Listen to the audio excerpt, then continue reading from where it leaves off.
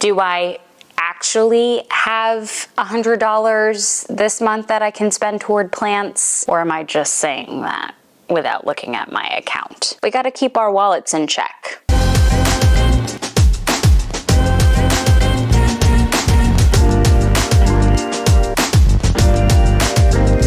Hello, fellow plant weirdos. It's your girl, Carmiel Marceline, and I'm so happy that you are here.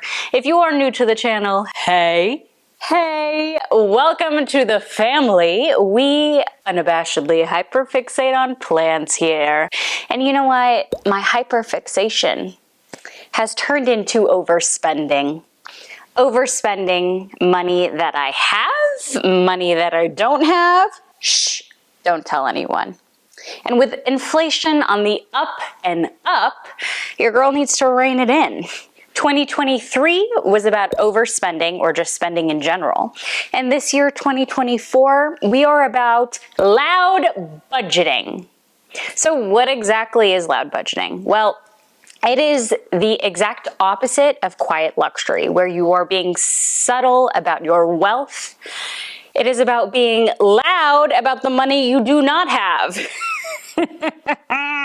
Which is a lot of times me. You are being vocal about your financial constraints, how you can't be going out doing all the things that you may want to do with your friends because, girl, you're on a budget. So in today's video, I'm going to share 5 loud budgeting tips to give you a bit of self-control when it comes to your plant spending habits. We got to keep our wallets in check. So let's get into it. Tip number 1, set a budget. Budgeting can be a little scary. Do you know what I mean? I don't know what it is, but for the longest time, I avoided it like the plague because it made me feel uncomfortable. And I had to do an exercise maybe about a year and a half ago with my financial advisor, where he literally forced me to create my budget. And after I finally did it, yes, I was dreading the entire moment, I felt a sense of accomplishment and power, because unlike before, I had a good handle of what my gross income was, what my expenses were, what discretionary income I had, how much I could truly save and dedicate toward my investments. And that was pretty darn cool, if I say so myself. Do I actually have $100 this month that I can spend toward plants? Or am I just saying that without looking at my account? And what's great about this is because you have knowledge of where you are at a moment in time, you can make better informed decisions, as well as not further spiral into debt, which often happens when you don't have a handle on your financial situation. A helpful ratio to keep in mind is 50-30-20. 50% of your income should go toward your living expenses, rent, food, your utilities. 30% should go toward anything you want. If you want to go eat out, if you want to get plant supplies, planters, really it's up to you. Lastly, 20% can go toward savings and debt, because you should be paying your future self. And I bring up budgeting because if you don't have a good handle of what you have, what happens if there's an emergency expense? For instance, Otis had some unforeseen medical bills last month. And if I didn't have money set aside that I had budgeted, or I used it for plants instead of Otis, I'd be further in debt.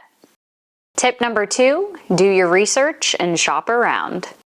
I know it's easy, but don't immediately buy the first plant that you see.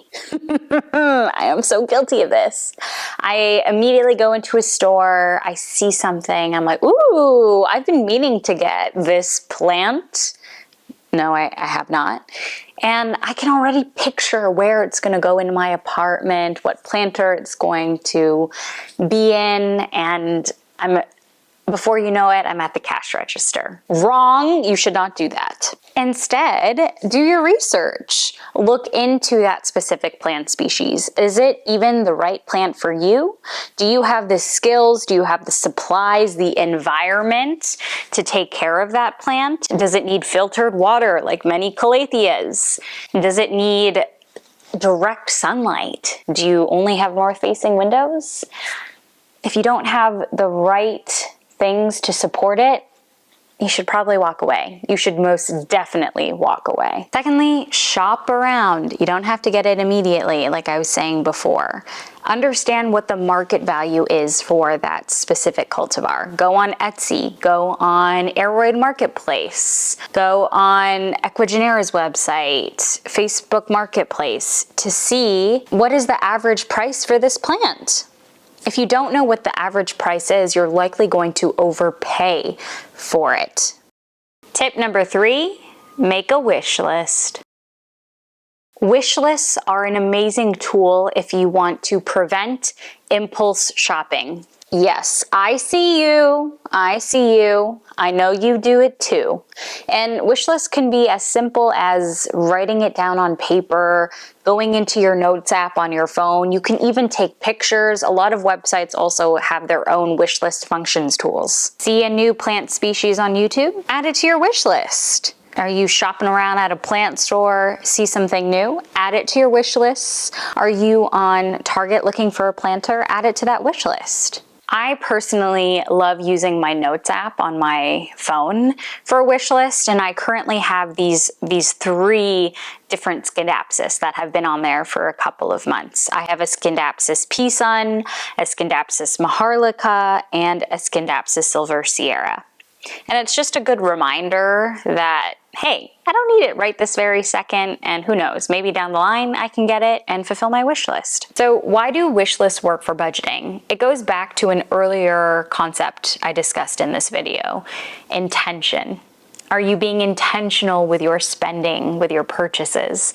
If you have items on your wish lists, it makes you take a step back and think about, do I really want this item? Why do I want it? And do I have the money for it?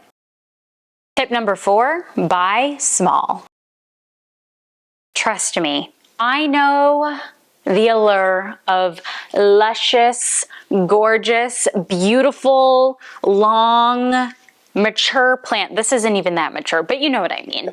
And usually the bigger the plant, the more expensive it is. But do you really need that plant? No. Let me do a quick little story time. Back in March 2020, I bought my little baby bird of paradise. She wasn't that little, but she was maybe 2.5 feet tall, maybe 3 feet tall. And your girl got her for $30. Yeah, it was pretty great. It was also before like the huge like uptick in plant prices. And you know what? It's been a couple years and she's now 8.5 to 10 feet. She is gorgeous. She is a big mama. But if I chose to get her in that larger size right now, that would be close to $300 to $400. Ooh, not so great, is it? So remember this. You love plants, and chances are you're not in it for the short game, you're in it for the long game. And all it takes is time, love, and care to get a small plant to grow into a more beautiful, more luscious, mature plant. Tip number 5, say no to trendy plants.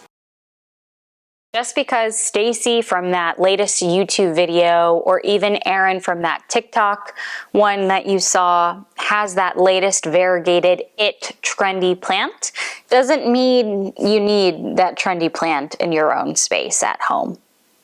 And trust me, I am super guilty of this myself, but why do you even want it? Do you want it because you actually want it? Or do you want it because other people have it? Trendy plants means trendy inflated pricing because there is limited supply, not as many people are growing it, and demand is high, so pricing not the best for your wallet. So if you just wait a couple years, and yes, I mean years because you really don't need it right now, the price is going to crash because more sellers are going to mass produce them. This happened with my pink princess philodendron back in 2020. I spent $100 for a 4-inch pink princess philodendron. What do I have to show for it? Nothing, because it died. Really. So not only am I out of the plant, I'm also out of $100. And nowadays you can get that for like 10 bucks. So did I really need it then? No.